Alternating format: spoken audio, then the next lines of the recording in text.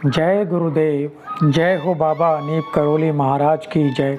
साथियों नमस्कार, स्वागत करता हूं आप सभी का आपके अपने YouTube चैनल पर। आशा करते हैं आप सभी लोग स्वस्थ होंगे और अपने अपने कामों में व्यस्त होंगे। तो साथियों आज संडे है, लगभग 4 बजने वाले हैं जिस समय ये वीडियो में बनाने जा रहा हूँ। ये प्रसंग, ये कहानी मैं आपके समक्ष लाने जा रहा हूँ।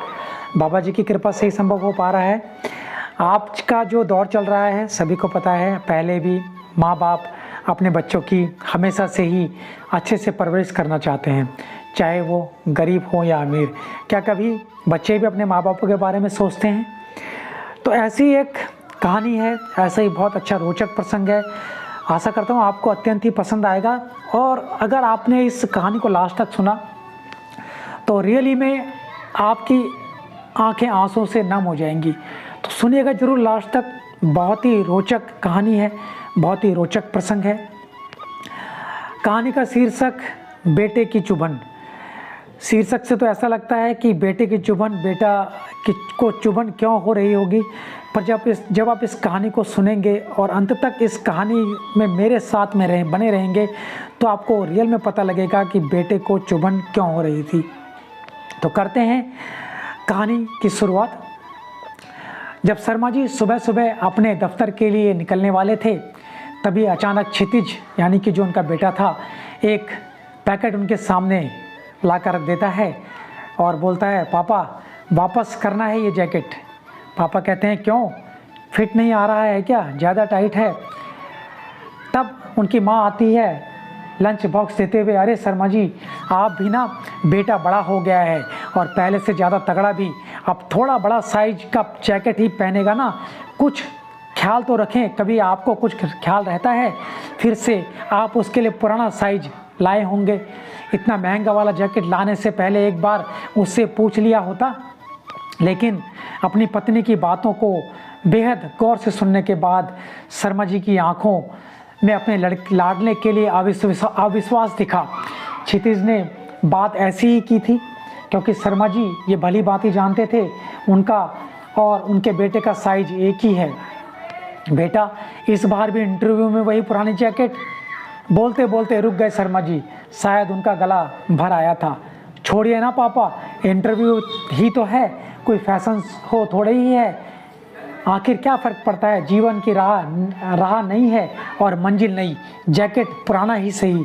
दरअसल क्षितिज की नज़र अपने पिता की पुरानी स्वेटर पर थी जो उसके पुराने जैकेट से कहीं ज़्यादा फटेहाल थी। तो इस कहानी को आप सुनिएगा जरूर लास्ट तक।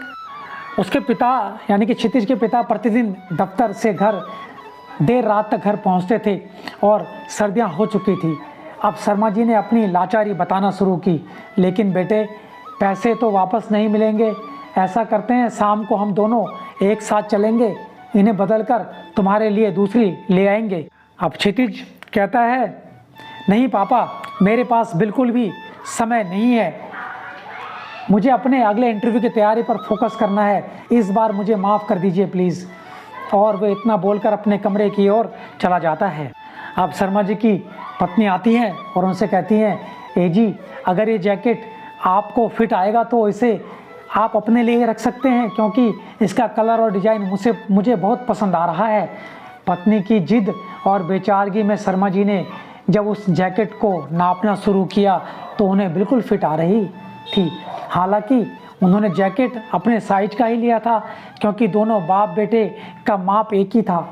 मजबूरी में कोई चारा ना देख शर्मा जी ने नया जैकेट पहनकर अपने मन में कुछ सोचते हुए दफ्तर के लिए निकल जाते हैं। जब शर्मा जी दफ्तर निकल जाते हैं तो उसके बाद माँ ने क्षितिज को आवाज़ देकर अपने पास बुलाया और उसके माथे को चूमते हुए अपनी डबडबाई आंखों को छुपाकर उससे कहा, देखते देखते अब काफ़ी बड़ा हो गया है तू मुन्ना।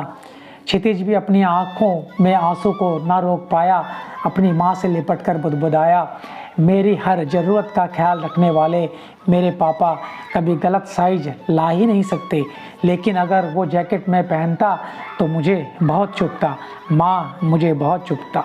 तो दोस्तों ये हमारे जीवन में अक्सर होता है, इस तरह की जो घटनाएं होती हैं। क्या हम भी अपने माँ बापों का ख्याल इस तरह से रख पाते हैं? एक विचारणीय विषय क्या हमेशा ही माँ बापों का फ़र्ज है कि वो अपने बच्चों के लिए सब कुछ त्याग करें, सारा कुछ उनके लिए अपना न्यौछावर करें? तो मैं तो सिर्फ यही कहूँगा कि अपने माँ बापों का भी ख्याल रखें, जितना ज़्यादा से ज़्यादा हो सके उन्हें खुश रखें। और ये आपको आज की कहानी, आज का प्रसंग अत्यंत ही पसंद आया होगा। इसी कामना के साथ जय गुरुदेव, जय हो बाबा नीम करोली महाराज। धन्यवाद, धन्यवाद, धन्यवाद।